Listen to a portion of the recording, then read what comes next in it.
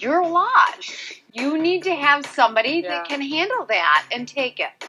Hi guys! Today I'm going to challenge the popular attitude that says your ideal partner should accept every part of you, and if they don't, then they are not the one. This attitude actually leads you nowhere. Expecting someone to accept and adapt to you completely actually gives away your power. To prove my point, I'll be talking about Love is Blind Season 2, Danielle and Nick and their personality types. From the start, Danielle does acknowledge that she lacks a lot of self-confidence, leading to a lot of distrust, second-guessing, and self-sabotage in her relationships. But here in the show, she's asking Nick all the time to just accept it and work with it, even though she acknowledges it as one of her flaws and should probably work on it. If Nick says the slightest thing to challenge her, to suggest that the issue lies with her and not him, she accuses him of being disingenuous about his love for her, being fake, and even being a narcissist.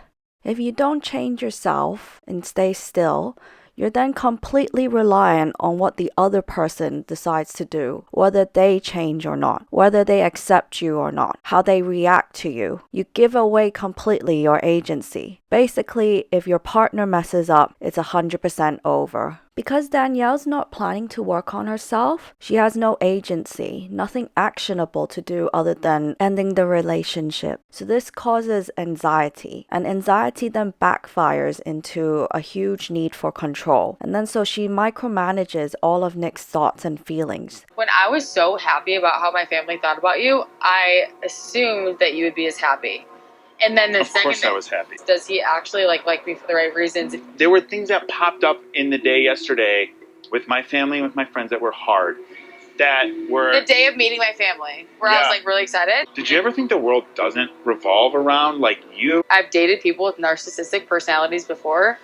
She doesn't allow Nick to have any independent mind away from her own. She decides what Nick should feel and what he should be thinking at any given moment. She decides what Nick's real intentions are. And she assumes the worst and accuses Nick of every horrible thought she has about herself. She basically projects her own insecurities onto him.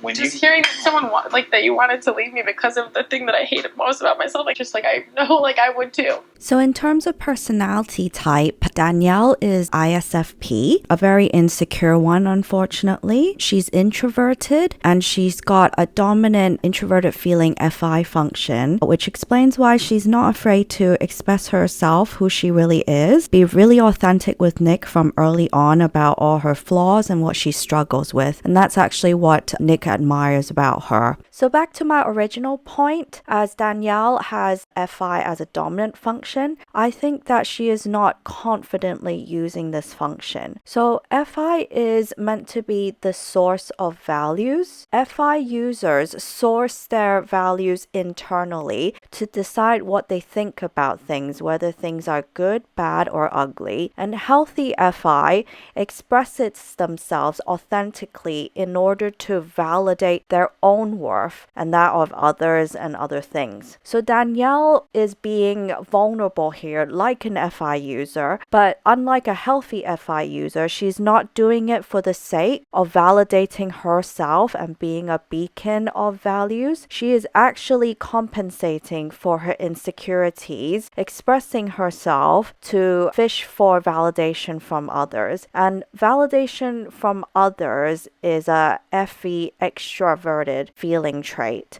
So she is not being her best self, and she is completely reliant on what other people feel about her in order for her to feel good. But because FI needs to make up its own mind on what it values and what it doesn't, until Danielle deems herself worthy of love, she would not trust anyone else's opinion, including Nick's. Her other dominant function is extroverted sensing, SE, and this is about the sensory physical experience as well as living in the moment. With Danielle, it makes her very aware of the physical and sensory experience that she's giving to other people, and it might explain why she's very aware and insecure about her looks and how other people see her. She also only reacts in the moment. The trouble with that is that if she feels bad in the moment, so So that's linked to her FI, how she's feeling. She won't actually remember any of the relevant past, the good things that Nick has done for her or the things they've been through. She is literally reacting in the moment. As for her lower functions, she's got NI, introverted intuition, in the third position, and this might explain some of her anxiety. NI is a function that projects a future or an outcome, and because of the bad experiences she's had, it seems to only project things going wrong. NI being a very linear function, she can get a bit tunnel visioned. Also talked about in previous videos that this third position, depending on what function is here, the opposing function, so in Danielle's case, it's NE, extroverted intuition, would be her blind spot. So with NE as a blind spot, these types tend to find it difficult to read other people's intentions and prefers people to be quite upfront with them. NE is also about seeing the connections between seemingly unrelated things. So people with NE as a blind spot also can't easily see other explanations of why things are happening. For example, if she sees that Nick is not as happy as she is after meeting her family, she won't necessarily be able to think that there are other reasons outside herself or outside of meeting the family that explain why he's unhappy. She tends to use her lowest function quite a bit. So her lowest function is extroverted thinking, TE, and the function in the fourth slot, we're insecure about using it, but we do aspire to use it well. And the only times we use it is if we're very stressed, but we use that badly, or if we're feeling very healthy and inspired, we use that in a very good way. When Danielle is very stressed, what TE does, a main function, is that it categorizes things. It sorts things and facts out into boxes, and that in the fourth slot makes her go into snap judgments very quickly, which we see a lot in terms of assuming the worst in Nick. On the other hand, Nick is an ESFJ. If you take a look at the function stack, you can see that he is completely opposite to Danielle. They do not share a single function, as well as their functions are stacked up perfectly in terms of the opposing functions being in the same positions as each other. So they are a perfect example of not only opposites attract, but this pairing makes them very compatible as well. So with ESFJs, they're very socially aware and they're great at relating to people and making people feel very comfortable in expressing themselves. And you can see from the show that Nick is not only been able to attract Danielle, but the other cast members, when they meet in groups, tend to talk to Nick about their issues. Like Jared talks to Nick about Mallory and Shayna talks to Nick about Shane as well. And ESFJs are great at relating to other people's emotions and values. And this is because of the function FE, extroverted feeling. What FE is, it senses whether it likes it or not, all this surrounding emotions and values. And the higher the FE up the functional stack, the more skilled they are at knowing what to do with those emotions, making them very good at navigating social situations. They're also very good at opening people up, making people very comfortable to talk to them. And another trait of Nick is that he seems to like routine and he likes doing things properly. So this is from having a very tidy home to being very proud that he's climbed the corporate ladder in a very traditional sense, as well as feeling that he needs to behave a certain way at a certain age, because SI is about social norms and being socially appropriate.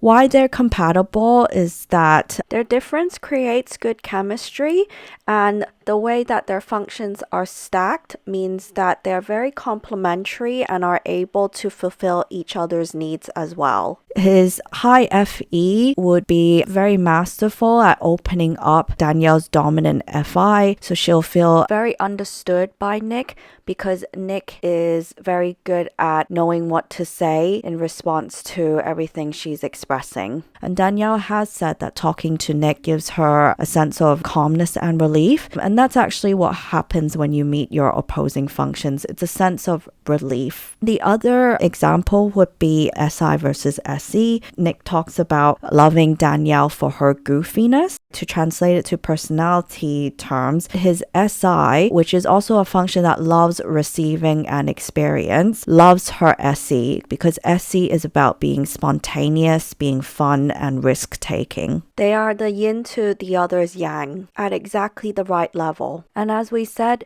Nick is already her most compatible type in terms of having functions that are completely complementary to hers. And even he is struggling to make a relationship work with her because of her unwillingness to look inwardly and work on herself. Thank you everyone for watching. If you like this video, please click the like button, subscribe, and also feel free to leave a comment on any video suggestions as well. If you'd like to find out more about your own personality type or have your own relationships analyzed, please find contact details in the description section. Thank you.